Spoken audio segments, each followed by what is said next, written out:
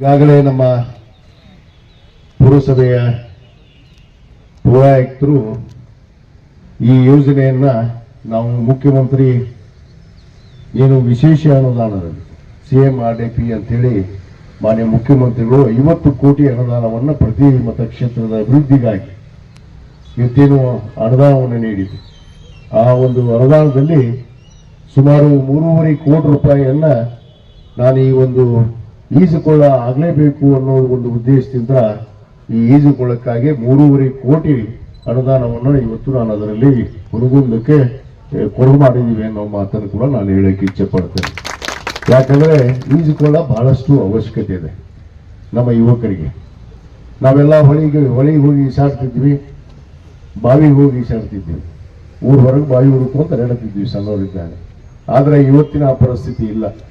ಸುರಕ್ಷತೆ ಹಿನ್ನೆಲೆಯಲ್ಲಿ ಇವತ್ತು ಅಪಘಾತಗಳು ಆಗಬಾರದು ಅನ್ನೋ ಉದ್ದೇಶ, ಒಂದು ಸುರಕ್ಷತೆ ದೃಷ್ಟಿಯಿಂದ ಒಂದು ಈಜುಕೊಳ್ಳ ಅನ್ನೋದಿದ್ರೆ ನಮ್ಮ ಮಕ್ಕಳು ಕೂಡ ಅವ್ರಿಗೆ ಈಜನ್ನ ಕಲಿಬೇಕಂದ್ರೆ ಎಲ್ಲಿ ಅವಕಾಶಗಳಿಲ್ಲ. ಹಿಂದೆ ಬಾವಿ ಇದ್ದು ಹೊಳಿ ಇದ್ವಿ, ಈಗ ಹೊಳಿಗೆ ಹೋಗಂಗಿಲ್ಲ. ಒಳಗೆ ಹೋದ್ರೆ ಅಲ್ಲೇ ಹೋಗ್ತೀವಿ, ಒಳಗ ಬಾವಿಗೆ ಹೋದ್ರೆ ಅಲ್ಲೇ ಮುಳುಗ್ತೀವಿ ನಾವು. ಅಂತ ಪರಿಸ್ಥಿತಿ ಐತಿ. ನಾವೆಲ್ಲ ಹಿಂಗ ಬಾಯಿಗೆ ಹಾರಿ ಬಿಡ್ತಿದ್ವಿ. ಆದ್ರೆ ಈಗ ಹಾರೋ ಪರಿಸ್ಥಿತಿ ಇಲ್ಲ. ನಮ್ಮ ಮಕ್ಕಳು ನಾವು ಬಿಡಂಗಿಲ್ಲ. ಇನ್ನು ನಮಗೆಲ್ಲ ಫ್ರೀ ಬಿಡ್ತಿದ್ರು ತಂದೆ ತಾಯಿ ಅಂದ್ರೆ, ಎಲ್ಲಿ ಹೋದ್ರು ಏನಾರ ಬರ್ತಾರ ಅಂತಿದ್ರು. ಆದ್ರೆ ಈಗ ನಮ್ಮ ಮಕ್ಕಳನ್ನ ಹೊರಗೆ ಕಳಿಸ್ಬೇಕಾದ್ರೆ 100 ಸಾರಿ ವಿಚಾರ ಮಾಡ್ತೀವಿ ತಂದೆ ತಾಯಿ ಅಂದ್ರೆ, ಪಾಲಕರು. ಅಂತ ಪರಿಸ್ಥಿತಿಯಲ್ಲಿ ಮಕ್ಕಳಿಗೂ ಕೂಡ ಸುರಕ್ಷಿತ ಅವ್ರಿಗೊಂದು ಈಜುಕೊಳ್ಳ ಆದ್ರೆ ಅಲ್ಲಿ ಯಾವುದೇ ಅಹಿತಕರ ಘಟನೆ ಆಗಬಾರದು ಅನ್ನೋ ಉದ್ದೇಶದಿಂದ ಒಂದು ಈಜುಕೊಳ್ಳ ಪ್ರತಿ ನಗರಕ್ಕೆ ತಾಲೂಕಾ ಮಟ್ಟದ ಒಂದು ಈ ಈಜುಕೊಳ್ಳ ಅವಶ್ಯಕತೆ ಇದೆ ಅನ್ನೋದನ್ನ. ಯಾಕಂದ್ರೆ ಕ್ರೀಡಾಂಗಣ ಇರಬೇಕು, ಮಕ್ಕಳಿಗೆ ಕ್ರೀಡಾ ಆಟಗಳನ್ನ ಆಡೋದಕ್ಕೆ, ಅದ್ರ ಜೊತೆಗೆ ಈಜುಕೊಳ್ಳಲು ಕೂಡ ಅಷ್ಟೇ ಮುಖ್ಯವಾಗಿರುವಂಥದ್ದು. ಅದಕ್ಕೆ ಹಿರಿಯರು ಹೇಳ್ತಾರ, ಈಜು ಕಲ್ತವ ಅವನಿಗೆ ಯಾವುದೂ ರೋಗ ಬರುದಿಲ್ಲ ಅಂತ. ಅವಾಗ ಯಾವುದು ವ್ಯಾಯಾಮ ಮಾಡೋದು ಬೇಕಿಲ್ಲ. ಈಜು ಒಂದು ಇತ್ತಂದ್ರೆ ನಿಮಗೆ ಎಲ್ಲ ಎಕ್ಸಸೈಸ್ ಅಲ್ಲೇ ಆಗತ್ತಂತೆ.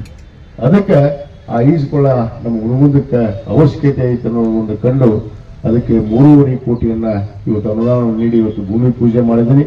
ಇದು ಕೇವಲ 1 ವರ್ಷದ ಅವಧಿಯಲ್ಲಿ, 1 ವರ್ಷ ಇಟ್ಟಿಲ್ಲಪ್ಪ ಅವಧಿ.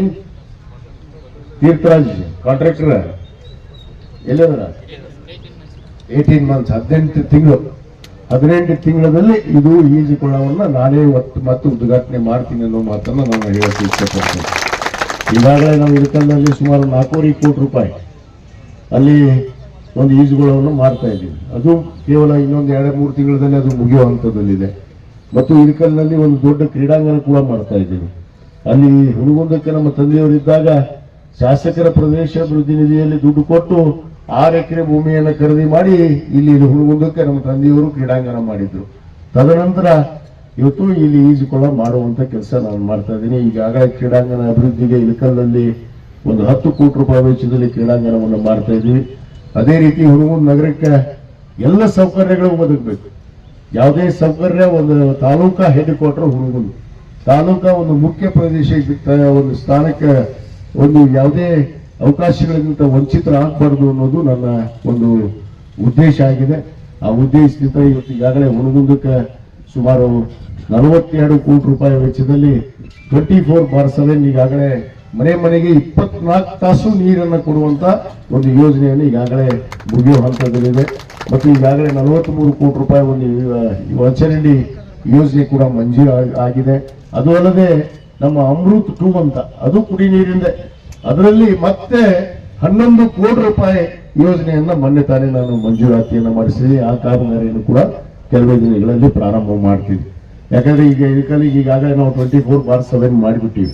ಅಲ್ಲಿ ಆ ಜನಸಂಖ್ಯೆ ಆಧಾರದ ಮೇಲೆ ಏನು 2013-14ನೇ ಸಾಲಿನಲ್ಲಿ ನಾನೇ ಶಾಸಕನಿದ್ದಾಗ ಆ 24 ತಾಸು ಕುಡಿ ನೀರಿಂದ ಇಳಕಲ್ಲಿಗೆ ಪ್ರಾರಂಭ ಮಾಡಿದೆ.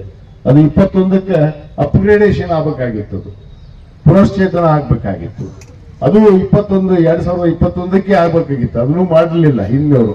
ಅದನ್ನ ಮತ್ತೆ ಈಗಾಗಲೇ 35 ಕೋಟಿ ರೂಪಾಯಿ ಅನುದಾನವನ್ನು ತಂದು ಆ ಪುನಶ್ಚೇತನವನ್ನು ಮಾಡಿ ಇಳಕಲ್ಲಿಗೆ ಕೂಡ ಶಾಶ್ವತ 24 ತಾಸು ನೀರನ್ನು ಕೊಡುವಂತ ಕೆಲಸ ಈಗಾಗಲೇ ಆ ಯೋಜನೆ ಕೂಡ ಈಗಾಗಲೇ ಮಂಜೂರಾತಿ ಆಗಿದೆ. ಅದನ್ನು ಕೂಡ ಭೂಮಿ ಪೂಜೆಯನ್ನ ಮಾಡಿ ಅದನ್ನು ಕೂಡ ಪ್ರಾರಂಭ ಮಾಡಬೇಕು. ಈ ರೀತಿ ಗ್ರಾಮೀಣ ರಸ್ತೆ ಇರ್ಬೋದು, ಗ್ರಾಮೀಣ ಕುಡಿ ನೀರಿನ ವ್ಯವಸ್ಥೆ ಇರ್ಬೋದು, ಇವೆಲ್ಲವನ್ನ ಕೂಡ ಈಗ ಸುಮಾರು 170 ಹಳ್ಳಿಗಳಿಗೆ ಶಾಶ್ವತ ಕೃಷ್ಣಾ ನದಿ ಕುಡಿ ನೀರನ್ನು ಕೊಡಬೇಕು ಅಂತೇಳಿ 135 ಕೋಟಿ ರೂಪಾಯಿ ವೆಚ್ಚದಲ್ಲಿ ಕಾಮಗಾರಿ ಇವತ್ತು ಪ್ರಗತಿಯಲ್ಲಿದೆ.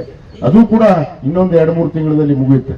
ಅದನ್ನು ಕೂಡ ಮಾನ್ಯ ನಮ್ಮ ಮುಖ್ಯಮಂತ್ರಿಗಳಂತ ಸನ್ಮಾನ್ಯ ಡಿ ಕೆ ಶಿವಕುಮಾರ್ ಸಾಹೇಬ್ರನ್ನ ಮತ್ತು ಮಾಜಿ ಮುಖ್ಯಮಂತ್ರಿಗಳಂತ ಸನ್ಮಾನ್ಯ ಸಿದ್ದರಾಮಯ್ಯನವ್ರನ್ನ ಕರೆಸಿ ಈ ಎಲ್ಲ ಕಾಮಗಾರಿಗಳನ್ನ ಉದ್ಘಾಟನೆ ಮಾಡಿಸ್ತೀನಿ ಅನ್ನೋ ಮಾತನ್ನು ಕೂಡ ನಾನು ಹೇಳಕ್ಕೆ ಇಚ್ಛೆ ಪಡ್ತೇನೆ. ಈಗಾಗಲೇ ಹುಣಗುಂದಲ್ಲಿ ಕೂಡ ಒಂದು ಕೆರೆಯನ್ನ ನಿರ್ಮಾಣ ಮಾಡ್ತಾ ಇದ್ದೀವಿ. ಅದು ಅಲ್ಲದೆ ಮೊನ್ನೆ ತಾನೇ 50 ಹಾಸಿಗೆಯ ತಾಯಿ ಮತ್ತು ಮಗು ಆಸ್ಪತ್ರೆ MCH ಹಾಸ್ಪಿಟಲ್ ಏನು ತಾಯಿ ಮತ್ತು ಮಗು ವಿಶೇಷವಾದ ತಾಯಿ ಮತ್ತು ಮಗುಗಾಗಿ 50 ಹಾಸಿಗೆಯದ್ದು ಸುಮಾರು 19 ಕೋಟಿ ರೂಪಾಯಿ ಯೋಜನೆ ಈಗಾಗಲೇ ಪ್ರಾರಂಭಗೊಂಡಿದೆ. ಇದೇ ರೀತಿ ಎಲ್ಲ ಸೌಕರ್ಯಗಳನ್ನ ಆಸ್ಪತ್ರೆ ಆಗಿರ್ಬೋದು, ಶಿಕ್ಷಣ ಇಲಾಖೆಗೆ ಅನೇಕ ಅನುದಾನವನ್ನು ಕೊಟ್ಟು ಸುಮಾರು 100 ಶಾಲೆಗಳಿಗೆ ಈಗಾಗಲೇ ನಾನು ನಮ್ಮ DMF ಫಂಡ್ ಅಲ್ಲಿ ಏನು ಖನಿಜ ನಿಧಿ ಯಂತ್ರ ಸುಮಾರು 100 ಶಾಲೆಗಳಿಗೆ ಇವತ್ತು ಸ್ಮಾರ್ಟ್ ಕ್ಲಾಸ್ ಅನ್ನ ಇಡೀ ರಾಜ್ಯದಲ್ಲಿ ಹುಣಗುಂದ ಮತಕ್ಷೇತ್ರದಲ್ಲಿ ಮಾತ್ರ ಆಗಿದೆ. ಇನ್ನು 140 ಶಾಲೆಗಳು ಉಳಿದಿದ್ದಾವೆ.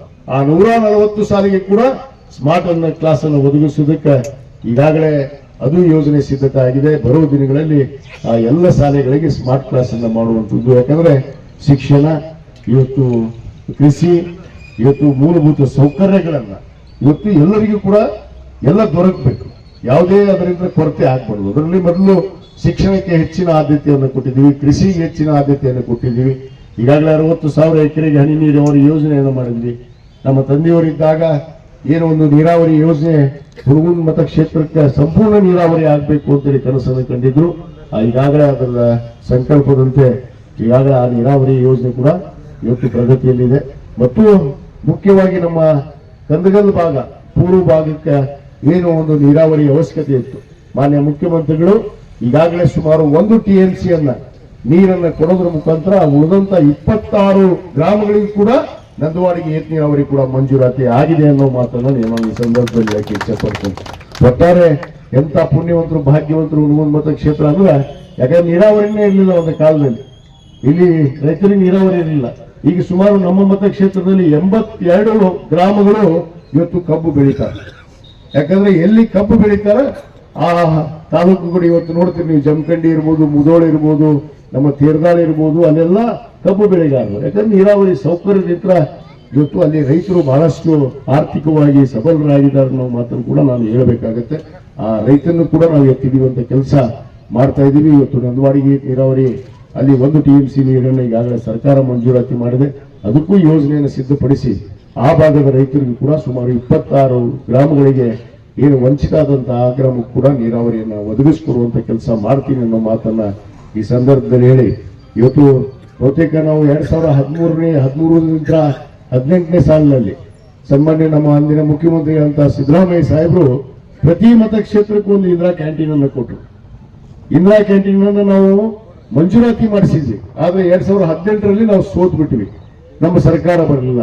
2018ರಿಂದ 23ರವರೆಗೂ ಮಂಜೂರಾದಂತ ಆ ಇಂದಿರಾ ಕ್ಯಾಂಟೀನ್ ಅನ್ನ ಪ್ರಾರಂಭ ಮಾಡುವಂತ ಹಿಂದಿನ ಆಡಳಿತ ಬರಲಿಲ್ಲ ನಮ್ಮ ರಾಜ್ಯದಲ್ಲಿ. ಅಂದ್ರೆ ಇದು ವಿಷಾದವನ್ನು ವ್ಯಕ್ತಪಡಿಸ್ತಿಲ್ಲ.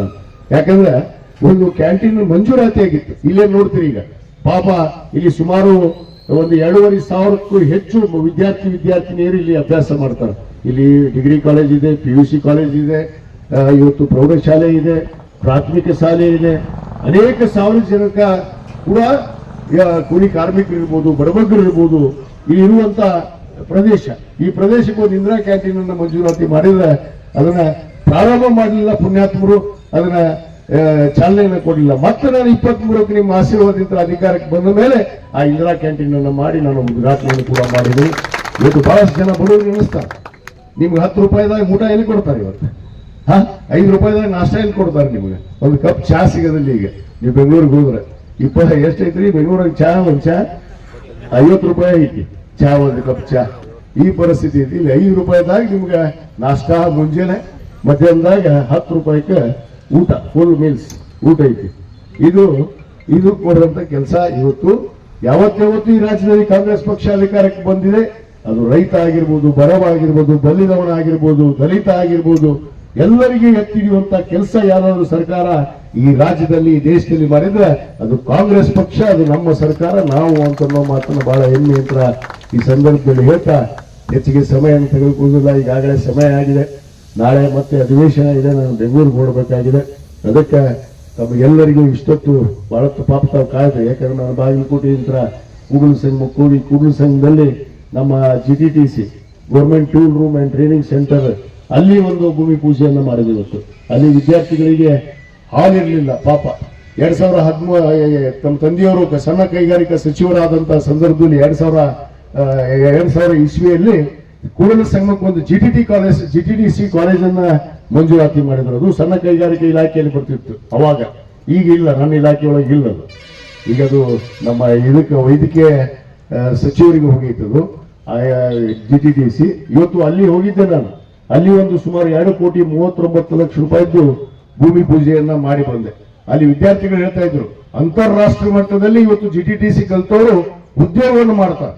ಇವತ್ತು ಅಂತಾರಾಷ್ಟ್ರೀಯ ಮಟ್ಟದಲ್ಲಿ ಅಮೆರಿಕದಲ್ಲಿ, ಲಂಡನ್ನಲ್ಲಿ ಆ ಟ್ರೈನಿಂಗ್ ಪಡೆದವರು ಅಷ್ಟೊಂದು ಉದ್ದಿಮೆ ಆಧಾರಿತವಾದ ಒಂದು ಕೋರ್ಸ್ ಅದು GTTC. ಆ GTTC ಟ್ರೈನಿಂಗ್ ಪಡೆದಂತ ವಿದ್ಯಾರ್ಥಿಗಳಿಗೆ ಭೇಟಿಯಾಗಿ ಅಲ್ಲಿ ಒಂದು ಭೂಮಿ ಪೂಜೆಯನ್ನು ನೆರವೇರಿಸಿ ಬಂದೆ. ಇವತ್ತೇನು ತಮ್ಮೆಲ್ಲರ ಆಶೀರ್ವಾದದಿಂದ ಬಹುತೇಕ ನನ್ನ ಮತಕ್ಷೇತ್ರದವರು 23ರಲ್ಲಿ ಇವತ್ತು ಅತ್ಯಂತ ಒಂದು ಸಂಭ್ರಮದ ಗೆಲುವನ್ನ, ಇವತ್ತು ದಾಖಲೆ ಗೆಲುವನ್ನ, ಇಡೀ ಜಿಲ್ಲೆಯಲ್ಲೇ ಒಂದು ದಾಖಲೆ ಗೆಲುವನ್ನು ತಂದು ಕೊಟ್ಟಿದ್ದು ನನ್ನ ಪುಣ್ಯ, ನನ್ನ ಭಾಗ್ಯ. ನನ್ನ ತಂದೆಯವರ ಆದಿಯಾಗಿ, ನನ್ನ ತಾಯಿಯವರ ಆದಿಯಾಗಿ ಈ ಕ್ಷೇತ್ರದಲ್ಲಿ ಇವು ಶಾಸಕರಾಗಿ ತಮ್ಮ ಸೇವೆ ಮಾಡೋದಕ್ಕೆ ನಮಗೆ ಅನುಕೂಲ ಮಾಡಿಕೊಟ್ಟಿದ್ದಕ್ಕೆ ತಮಗೆ ಮತ್ತೊಮ್ಮೆ ಕೃತಜ್ಞತೆಗಳನ್ನ ಧನ್ಯವಾದಗಳನ್ನ ಅರ್ಪಿಸಿ